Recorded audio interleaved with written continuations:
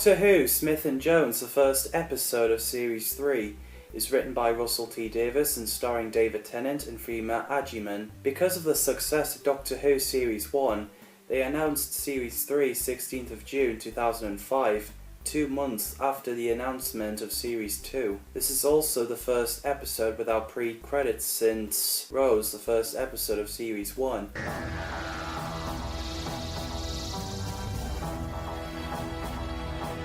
So this is another series opener and introducing a new companion, Martha Jones, played by Freema Agyeman.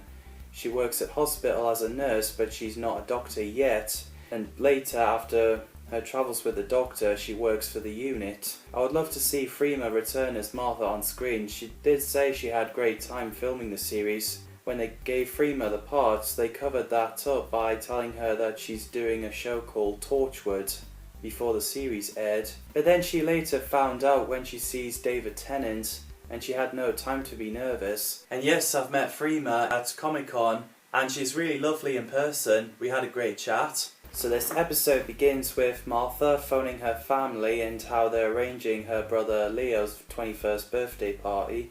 Leo has a girlfriend and a daughter, and he's played by Reggie Yates. Martha has a sister called Tish, played by Gugu Mbatha-Raw. Her mother Francine and Clive Jones, played by Adjoa Ando and Trevor Laird.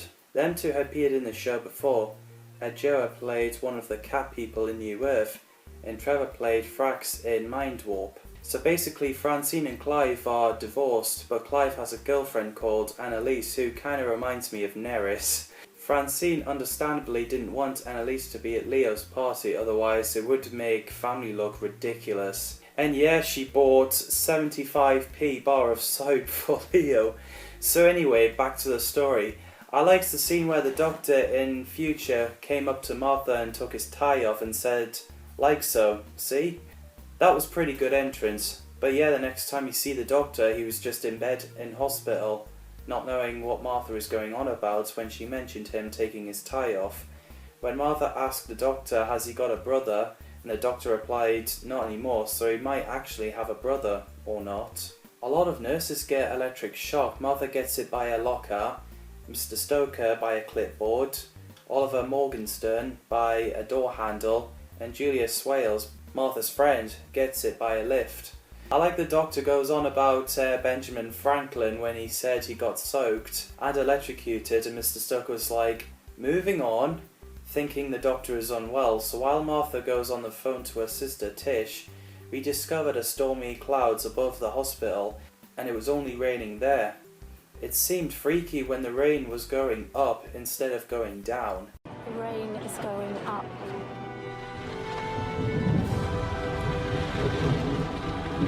And yeah, the entire hospital gets transported to the moon full of, well, scared staff and patients. And there is great acting there. We have an alien called Plasmavore who goes by the name Florence Finnegan, who uses a straw and drinks people's blood like a vampire in order to assimilating herself to human. And yeah, she drank Mr. Stoker's blood and left him bone dry. Plus the hospital isn't airtight, so the air should have got sucked out, but it didn't because of the force field. I like how Martha explains to the Doctor at the balcony about the events of Slitheen, Sigarax and Cybermen invasion. She also explains that Adiola, who is played by Freema Agyeman in Army of Ghosts, that was her cousin. The scene where Jadoon's spaceship lands and marches into the hospital, that is a cool scene. The music for that scene is brilliant. Don't know what we do without Murray Gold.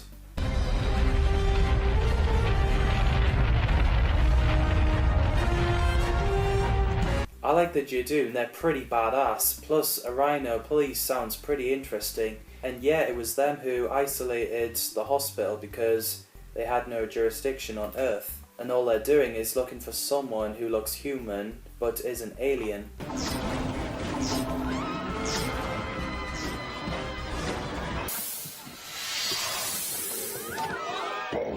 Photo, no crow, blow, cold, show, roll.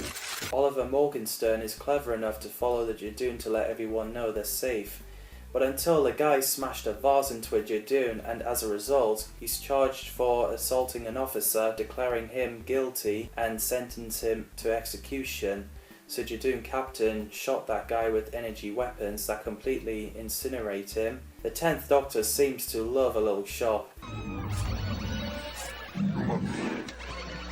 look down there, you got a little shop. I like a little shop. Never mind that. And yeah, he told Martha that he's an alien, but not the one that the Jadoon are after. The slabs, the motorbike looking men, are slave race, and I love the running scene where the slab chases after the Doctor and Martha.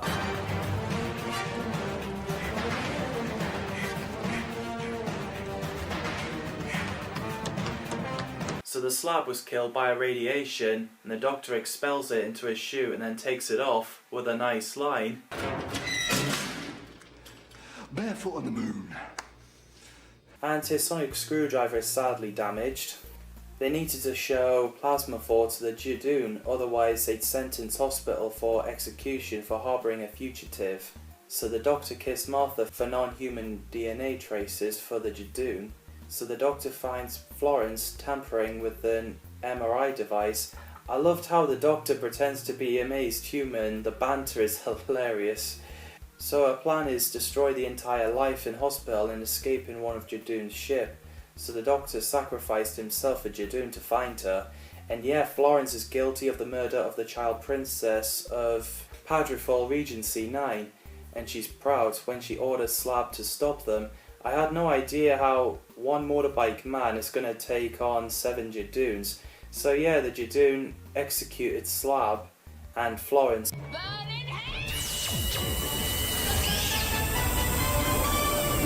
So they left while Martha is resuscitating the Doctor, knowing he has 2 hearts. So the Doctor unplugs the machine and carried Martha after she passed out.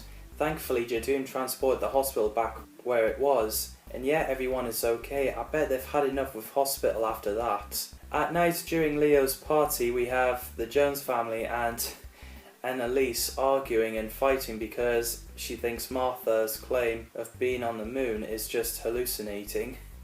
So yes, she walks off and tells Clive that she'll never speak to her family again. Meanwhile, Martha goes to the Doctor at the alleyway.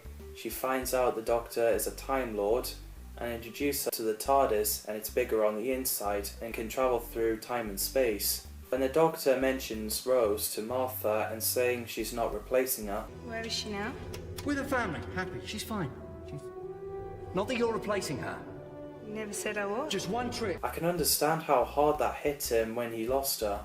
When I first watched it, I was only 8 and I find the show not the same without Rose. But now I'm aware this is what the show is about, people come and go. So after Martha flirts with the Doctor and tells him that she goes for humans, the TARDIS violently moves and shakes about. And yes, we get welcome aboard line. It's a nice way to introduce to a new companion, the TARDIS. Welcome aboard, Miss Jones! It's my pleasure, Mr. Smith. I really enjoyed that episode. What do you think of Smith and Jones? Let me know in the comments below. Thanks for watching and see you in the next video.